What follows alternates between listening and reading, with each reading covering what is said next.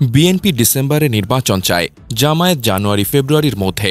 জামায়াত আর BNP যে কিছুটা এক জায়গায় এসে দাঁড়িয়েছে, এটা খুবই ভালো। জামায়াত আর বিএনপি দেশের বড় দুইটা রাজনৈতিক দল, তাদের মধ্যে আন্ডারস্ট্যান্ডিং থাকাটা আমাদের জাতীয় ঐক্যের জন্য অত্যন্ত জরুরি। তো এইবার আপনারা দুই দল একসাথে বসে এই এপ্রিলের মধ্যে সংস্কারের যে প্রস্তাব দেওয়া আছে তার ব্যাপারে একটা ঐক্যমতে আসেন। আমরা মে মাসের মধ্যে সংস্কার প্রস্তাবগুলো বাস্তবায়ন করে ফেলি।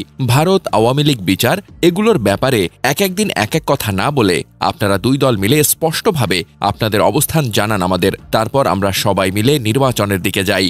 দয়া করে এই কথা বললেন না সব সংস্কার আপনারা নির্বাচনের পর করবেন, তাইলে জনগণের মনে হইব আপনারা ক্ষমতা নিয়া যতটা উদ্গ্রীব, সুশাসন নিয়া ততটা না।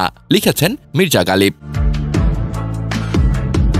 সামাজিক মাধ্যমে ফাহিম আল চৌধুরী লিখেছেন, আজ জাতীয় নির্বাচন নিয়ে বিএনপি ও অন্তর্বর্তীকালীন সরকারের মধ্যে একটি গুরুত্বপূর্ণ বৈঠক অনুষ্ঠিত হয়েছে। মির্জা ফখরুল ইসলাম আলমগীর নির্বাচন নিয়ে একটি নির্দিষ্ট তারিখ ঘোষণা না হওয়ায় অসন্তোষ প্রকাশ করেন এবং বলেন নির্বাচন যেন এই বছরের ডিসেম্বরের মধ্যেই অনুষ্ঠিত হয়। অপরদিকে প্রধান উপদেষ্টা জানিয়েছেন যে নির্বাচন ডিসেম্বর থেকে জুনের মধ্যে যে কোনো সময় অনুষ্ঠিত হতে পারে। তবে আমার সুসংগঠিত বিশ্লেষণ এবং অত্যন্ত নির্ভরযোগ্য সূত্র থেকে প্রাপ্ত তথ্যের ভিত্তিতে আমি নিশ্চিতভাবে বলতে পারি নির্বাচন জুন পর্যন্ত পিছিয়ে যাবে না। সবকিছু বিবেচনায় নিয়ে বলা যায় আগামী জাতীয় নির্বাচন 2026 সালের জানুয়ারি মাসের মাঝামাঝি অনুষ্ঠিত হওয়ার সম্ভাবনাই বেশি। কারণ পবিত্র রমজান মাস শুরু হবে ফেব্রুয়ারির মাঝামাঝি থেকে, আর এরপর দেশের জলবায়ুগত অবস্থাও নির্বাচনের অনুষ্ঠানের জন্য অনুকূল থাকবে না।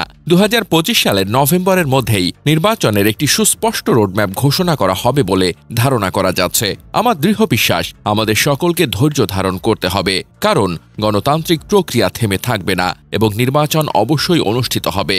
ডক্টর মোহাম্মদ ইউনূস স্যার একজন আন্তর্জাতিক খ্যাতিসম্পন্ন ব্যক্তিত্ব, যিনি কখনোই সময় নষ্ট করেন না। তার নেতৃত্বে একটি সুশৃঙ্খল, স্বচ্ছ এবং সময়োপযোগী নির্বাচনের প্রত্যাশা করাই যথার্থ। তিনি জাতির জন্য নয়, বিশ্বজনীন কল্যাণে নিবেদিত এবং তিনি এই দায়িত্ব অত্যন্ত নিষ্ঠার সঙ্গে পালন করে যাচ্ছেন।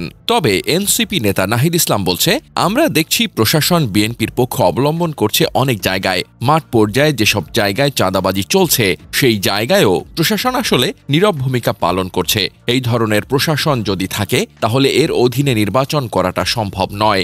লেভেল প্লেইং ফিল্ডের জন্য নিরপেক্ষ প্রশাসন, আমলাতন্ত্র, পুলিশ নিশ্চিত করতে হবে।